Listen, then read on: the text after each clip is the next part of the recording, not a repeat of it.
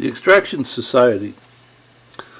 I read Sir John Glubb's The Fate of Empires, which surprisingly connected me with Corporate Life Cycles by Adizes, which I had read 20 years earlier, which seemed to connect really well with Why Nations Fail and Collapse and a whole bunch of other things. And there's a link in the notes section of the video that gets you to all of these references if you're interested. But out of this, I came up with a pattern of relationships that was sort of quite unexpected, and I'd like to take a moment and share that with you.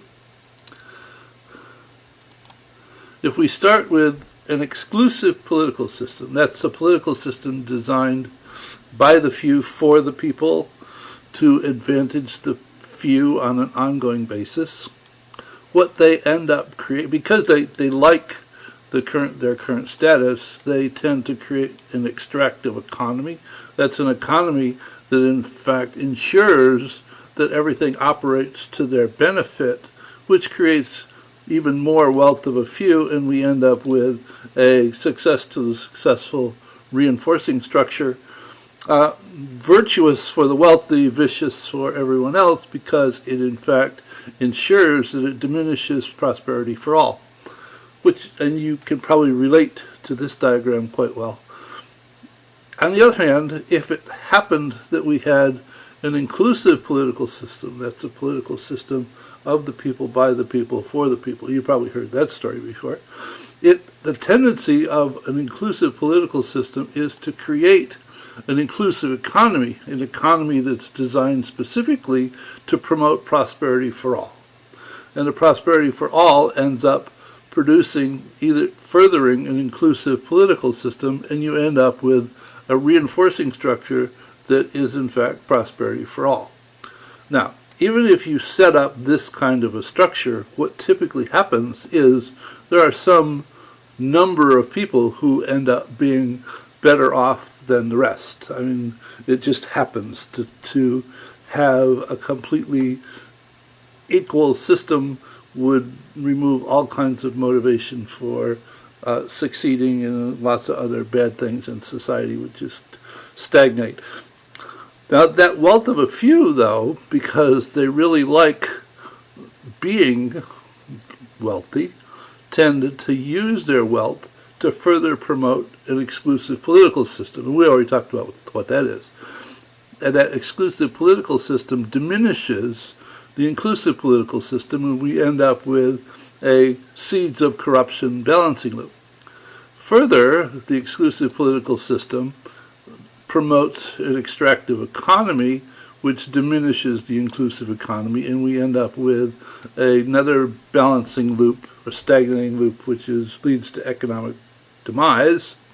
And further, the extractive economy further promotes the wealth of a few, diminishing prosperity for all, and we end up with back to the successful structure, which is virtuous for the wealthy and vicious for everyone else.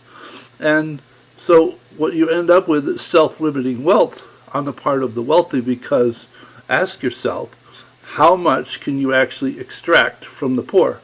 There's limits. I mean, you can't get blood out of a stone.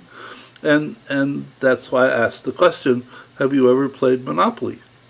And if you have, what did you learn? One person wins and everybody else loses. Everything is flowing in one direction, and nothing is happening that would actually curb the direction of that flow. It doesn't make any difference how much money you give to the poor, it all ends up in the same place. Now, suppose we started with the wealthy who were insightful and realized that if they promoted prosperity for all, the prosperity for all would in fact create a virtuous reinforcing structure where that prosperity for all ended up actually promoting the wealthy. So we end up with two reinforcing structures that actually support each other. So the wealthy promote prosperity for all, which creates an inclusive political system, an inclusive economy, more prosperity for all, which increases the wealth of a few. So it goes around in this direction.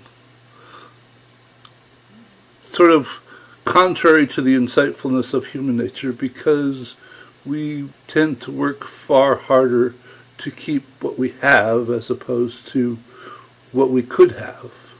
We have a tendency to measure based upon how much we have instead of how much we create. So I just thought I would share this with you because I thought it was a set of relationships that weren't quite obvious from all of the things that I read. So hope you find it of some interest, and leave me a note. Let me know what you think. Bye.